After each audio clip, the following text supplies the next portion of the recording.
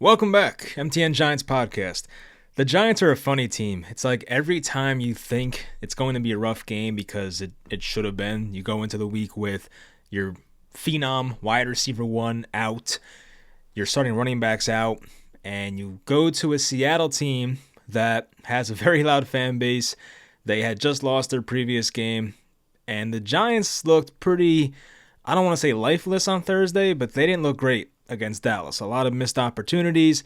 And of course, they go out here in Seattle and they win the game. 29-20, they get a two-possession win. They should have scored 30, but they did the right thing. I get it, but still kind of wish they scored 30. Great games from a lot of guys in this one. Dexter Lawrence had 3 sacks. Brian Burns had the big sack on the 4th down. You had Darius Slayton step up as the wide receiver 1 today. I mean, maybe he was a 2, depending on how you looked at Wan'Dale Robinson. But based on the stats, it was Darius Slayton, who had 11 targets, 8 catches, 122 yards, and a touchdown.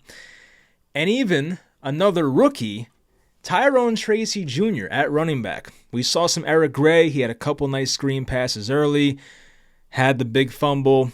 Did he score on that play? He might have. I think he did, but there was no camera shot that could overturn that, so it kind of just is what it is, just some bad luck shit. But Tyrone Tracy had 18 carries for 129 yards, no touchdowns, but 7.2 yards per carry. And it wasn't like it was just one big run. There were a lot of chunk plays from him. He was consistent. He was great. I do believe he should earn more carries from this performance. It's still going to be Singletary as the lead guy when he's healthy because he got the money, but it might be like a 60-40 split, not like a 75-25 like it has been. So I do think Tyrone Tracy definitely earns more playing time, and if he plays like this for an extended amount of time, he might be the starter by year's end. Not to say that Singletary's been bad. The fumbling has been bad, but Singletary as a runner, aside from that Dallas game, has been efficient and pretty good. So yeah, a lot to get into with this game, but it was nice to get a win. 1-4 and 2-3 is a massive difference. And if you're Seattle, I mean, that's a tough one. I don't know how you let that one happen, but their offense was so dead in this game, especially in the first half. But we'll talk about it. Of course, leave a like, subscribe, and let's get into it. We'll start with the Giants offense. We'll get into Daniel Jones. He was 23 of 34, 257 yards, 2 touchdowns, no turnovers, was sacked 3 times, and I thought the offensive line played pretty well. I mean, the running lanes were great. The pass blocking, for the most part, was pretty good. There was one sack Jones took where I really wish he took a shot. It was one in the red zone. It led to a field goal. And there was a crossing route. I think it was Isaiah Hodgins, who we had a shot at. He had some leverage. It was a one-on-one situation. Jones looked at it, didn't throw it for some reason. I'm like, just give him a shot. Why not? But still, I thought Jones played a pretty nice game today. He made some big boy throws. He, of course, had a lot of issues with the balls that are traveling over 20 yards. And the 2 I remember from today, both the Darius Slayton, you had that one down the right sideline, early third quarter, I believe that was. Of course, Slayton had that horrible taunting penalty, which the taunting calls have been so soft this year. I mean, I've seen some that are even worse than that. So apparently if a guy points to a first down in 2024 NFL, it's a penalty. So I don't get that. It's very stupid, but so anyway, it was a great throw, probably Jones' best deep ball of the year. And then you had the Slayton touchdown, where it was the left corner of the end zone, and it was like 40 air yards or so. So Jones on a deep ball did a nice job today. I thought overall had a nice day, and some drops went against him. Wan'Dale had a couple. Wan'Dale had that bad one on 3rd down that definitely would have been a first down and more, so that should have been caught. But yeah, Jones looked pretty good out there. He did run pretty wild, had 11 carries in this one, but especially in the first half, in the first quarter specifically, he had some runs where it's like, bro, are you trying to get hurt? Like, just going head first into guys and just not really caring. I know he does get extra money if he gets pretty injured based on that injury insurance thing that is in his contract, but like, I don't know. I don't think he's going out there to get hurt, but it's just like the way he doesn't protect himself is crazy. So anyway, Jones did have a nice day as a passer. As a runner, it wasn't as impressive, but still, as a passer, looked good. I got into the running game a bit. Tracy looked great. Offensive line blocked pretty well for him. 7.2 yards per carry. Eric Gray had 4 carries, 4 yards, nothing great. Had the fumble, of course. And on that play, it's like, man, you had this great drive. You had 2 long screen passes to Gray. Everything's going great based on the numbers. The Giants have a 99% chance of scoring there. And of course, like the one thing that can't happen, not just a fumble, but the guy recovers it. Nobody else sees it. And Rayshon Jenkins runs 101 yards or whatever. And you go down 7-0. And when that happened, it's like, yeah, they lost. Like, it's over. Like, when you see that as a Giants fan, you're like, yeah, this is over. The Giants are not winning this game. They cannot overcome this, but they did. And the defense really played well. We'll get to them, but the defense really set the tone in that first half. Receiving-wise, I mentioned Wan'Dale had 6 catches for 36 yards on 9 targets. Had a touchdown as well, which you don't see very often from him. His longest catch was 9 yards, so definitely not like any big catches for him. But overall, I thought Wan'Dale, aside from the drops, which of course is a big one, but aside from the drops, Wan'Dale played a nice game. Theo Johnson had a couple nice catches, had that one in the first half that picked up like 20, I think it was 22 yards. That was good to see. And the rest of it was really Darius Slayton. Slayton had 8 catches for 122 yards, 1 touchdown. Jalen Hyatt played a lot, especially in the first half. I saw a Jordan Run-On tweet where I think I think Hyatt played 22 of 25 snaps or something like that. So he was out there, just wasn't getting targeted, and obviously it was not working out for him. So I don't know what's going on with Jalen Hyatt. It's been frustrating, but I was hoping coming into the year he would have a bigger role and do more, but it has not turned out that way so far. This is probably just not the right offense for him. Like, it just is what it is. He might be a guy who sadly could get traded and go somewhere else and thrives. I would not be shocked, but I don't know if it's like a Daniel Jones thing, if it's a Brian Daboll offense thing. It's not clicking for Jalen Hyatt right here, right now. I don't know why. You would think this would be a good opportunity with Neighbors out. He definitely played more, but still no production. The offensive line, as I mentioned, they played well. I don't have many complaints about them, really. I mean, compared to what we've seen the past few years, it's been great. A big turnaround. Shout out to Carmen Brasillo for what he's done with the offensive line. The Giants also killed it in possession time. The Giants held the ball for 37 minutes and 22 seconds. There was a time in the first half where the time of possession was just like Giants, and they were favoring it by so much. The Giants ran 71 offensive plays compared to Seattle's 58, 420 offensive yards for the Giants as compared to Seattle's 333. Only 2 penalties. That's good to see as well. Like a disciplined team, only 20 yards of penalty yardage. Seattle had only 30 of penalty yards, but still, the Giants, like, they played good football today overall. It was nice to see. It was just that one fumble. Aside from that one fumble in the first quarter with Eric Gray, the Giants played a pretty damn flawless game. I tweeted at halftime, I'm like, the Giants have looked great so far. Just that one play. And it's a big play. It's literally like a 7-point or maybe is it 14-point turnaround? How's that work? But yeah, it's like a 7-point turnaround. You should have had 7 yourself, but the opponent gets 7. It's like that's a big play right there. It's definitely not something I could gloss over. But aside from that one play, it's like everything was so great in the first half, and that did continue in the second half.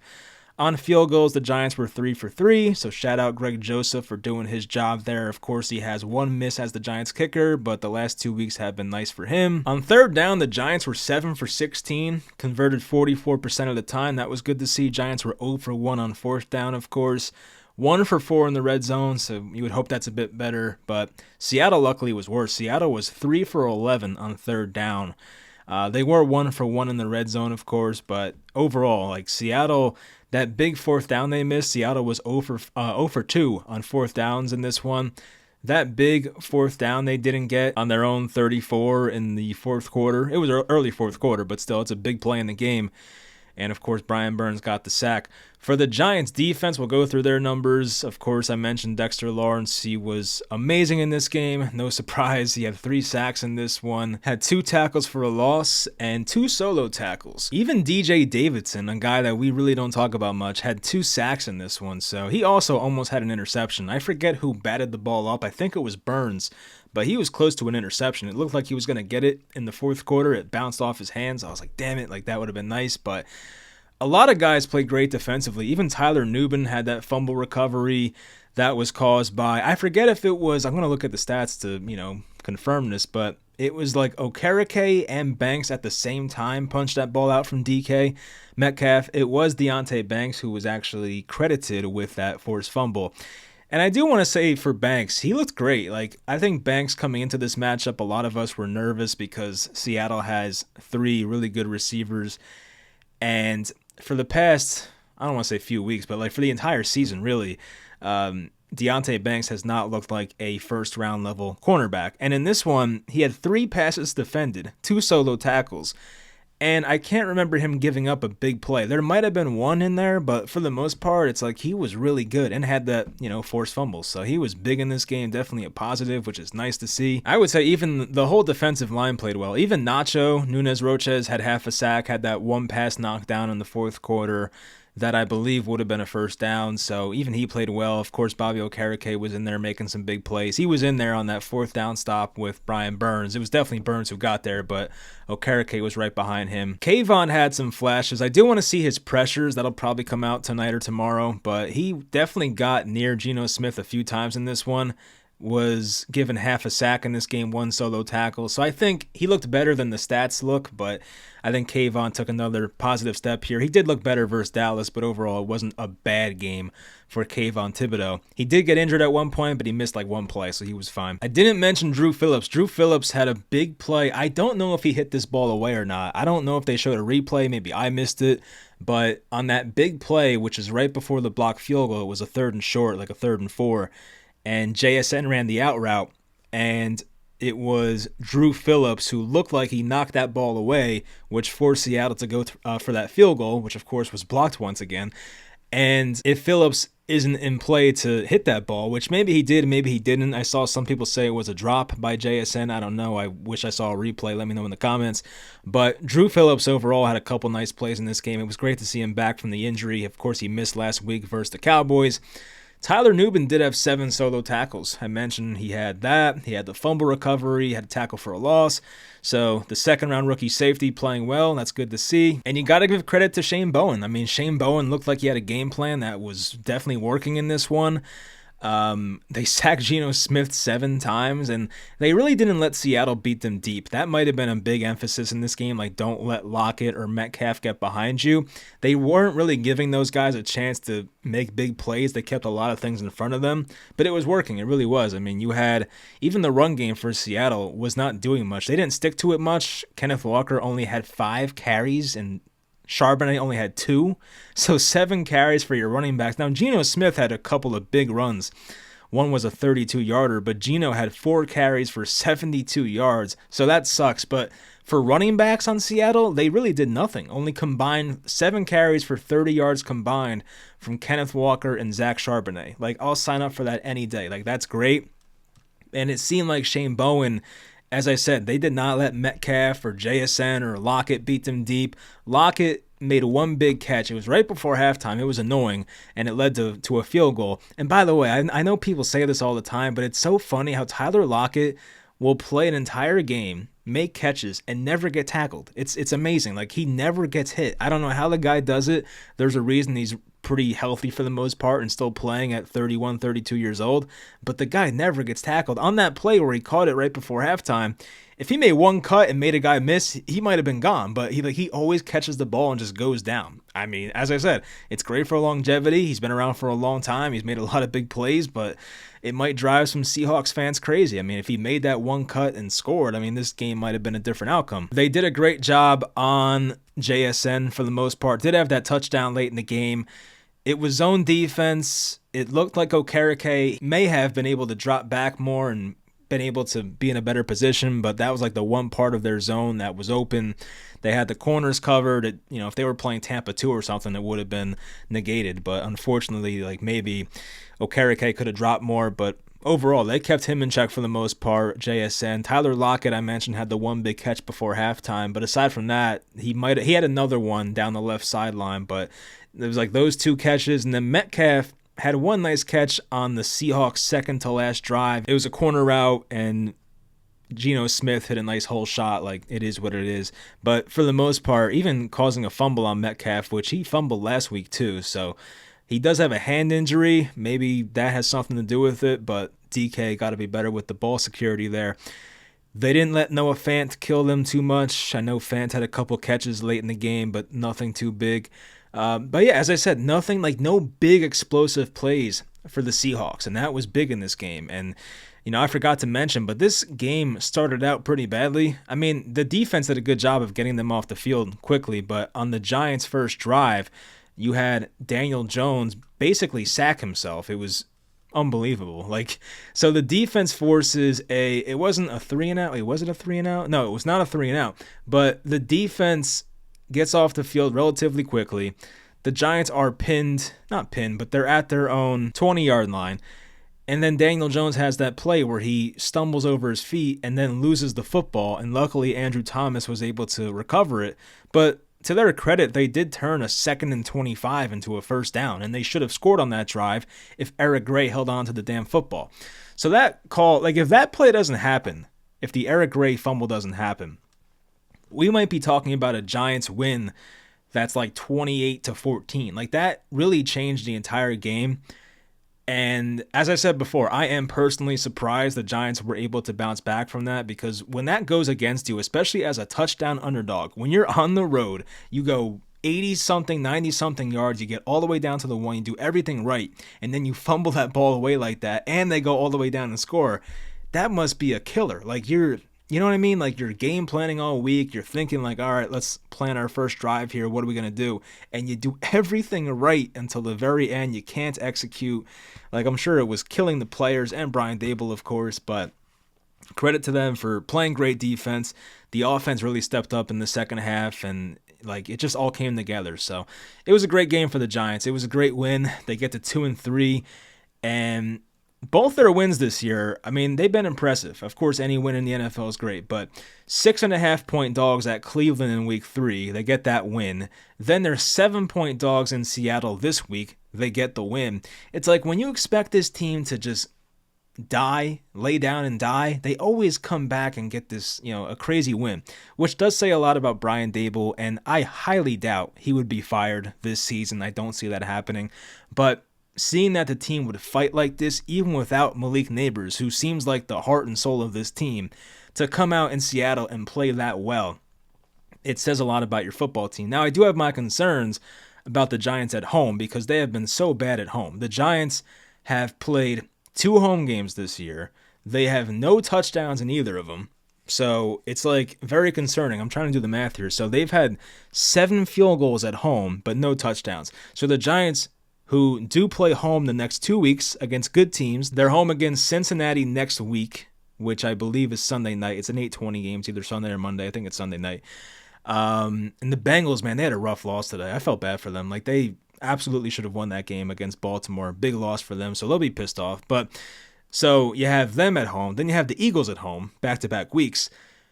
And we know how most Giants and Eagles games go. So the Giants have to get things going at home, is what I'm trying to say. It's great that they can go on the road and be the road warriors and win games. It kind of reminds me of the 2007 Giants, even 2011. But, go on the road, get big wins. But you have to defend your home field, too. You can't just go to MetLife and kick field goals all day. You have to win these games, or at least look competitive. So anyway, we'll see how things look against Cincinnati next week, but I do want to just sit back and enjoy this game. It was great to see. A lot of former Giants are on the Seahawks. There was that, at one point, I think Bobby Skinner tweeted this, but it was a graphic of the 4 former Giants that are now on the Seahawks. It's Hankins, Geno, Julian Love, and Leonard Williams. So 4 former Giants now in Seattle. So to get that win against those guys, it's great. And although Geno Smith had a pretty decent day statistics-wise, he had 284 yards, a touchdown, no interceptions, but getting sacked 7 times and being 0 for 2 on 4th down, the Giants always came up big when they needed it. So that was great to see. So credit to the entire team for this win. And I didn't even talk much about the field goal block, right? This was the big play in the game that really iced the game for the Giants. And on this play, it was very, I was a little concerned when it first happened, because I've seen so many times where a player on special teams would make a sick block like that and block a field goal, but when they leap over the center, they call that a penalty. Apparently, you can't jump over the center. I guess thanks to guys like Troy Polamalu and Ed Reed, you can't do that shit. Cam Chancellor as well, former Seahawk. But thanks to guys like that, they've implemented that rule. But I believe he went right over the guard. He kind of like went over the guard's shoulder pad, so it wasn't exactly over the center. So when that play first happened, I'm thinking, all right, where's the flag? This ain't gonna count. But the play keeps going on. Bryce Ford Wheaton runs it in for 60 yards, and it's like, oh wait, does that count? Like I'm sitting there like I don't know. So I felt like Tony Romo. I don't know, Jim. I don't know, but that was great to see. It was like a great special teams play. I don't know if that was something they went over in like the film and like, hey, like watch out for this. Maybe you can, try and hop over this one guy. I have no idea, but like for that to happen in that situation, that's absolutely huge and a great play by Isaiah Simmons, the former top 10 pick. And yeah, I mean, it's just a great team win. I don't know what else to say, but now they get to 2-3. The Bengals have already had a couple disappointing losses this year, but as I said, you have to win at home. You can't win on field goals. You're not going to beat Joe Burrow, T. Higgins, and Jamar Chase, who are running hot right now, at least offensively they are. You're not going to beat those guys kicking field goals. So you have to get in the damn end zone in MetLife for the first time. It's crazy that it's week 6 and that has not happened yet, but hopefully in the first quarter on Sunday night, they'll get that done. So anyway, hope you guys enjoyed the video. Of course, you enjoyed the game. That was great to see. For any Seahawks fans in here, I'm sorry. You guys have definitely had a couple rough losses in a row here, and now you're have another quick turnaround on Thursday against the Niners, and they're 3-point dogs in that game. So Seattle, who at one point was 3-0, has a shot to drop down to 3-3. The Giants, they're on the come up. Maybe. It's like when you reach that point where it's like, man, I don't even know if it's worth rooting for victories anymore. Every time I get to that space, they always pull out a win. So, of course, next week we're hoping for a W. For those of you that wanted a first overall pick, it's probably not happening. I've said this before, like this team is too well coached. I think Brian Dable does too much for this team offensively to be the first overall pick. And I mean, a lot of stuff went wrong last year and they still had 6 wins. So that just is what it is. And I saw, speaking of like tanking and stuff, I saw Chad Ryland was kicking for the Cardinals and had his field goal blocked. I was happy to see that. I still hate that man. So anyway, I also, before I sign off, there was a very funny video of Wan'Dale Robinson, who was doing an Instagram Live, I believe it was, and everybody's celebrating. He's showing the phone to everybody. And then you see Brian Dable, like a pissed off dad, just walking through a crowd of guys. And he comes through. He's like, turn that shit off. I'm like, oh, geez. So I don't know if Brian Dable was joking or not. But yeah, apparently Dable did not want them being on Instagram Live in the locker room. Definitely makes sense. There was that one story. This is, probably right around the time people started to realize Antonio Brown's not right in the head.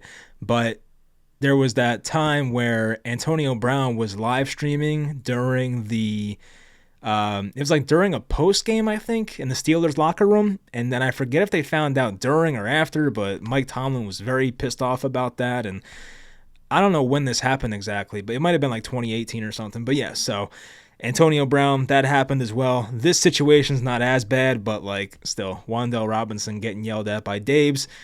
Hopefully it's not anything too bad, but it was funny to watch as fans. So anyway, hopefully you all enjoyed. Good to get a victory. Victory Monday tomorrow. We can enjoy the week, thank God, and I'll talk to you guys next time.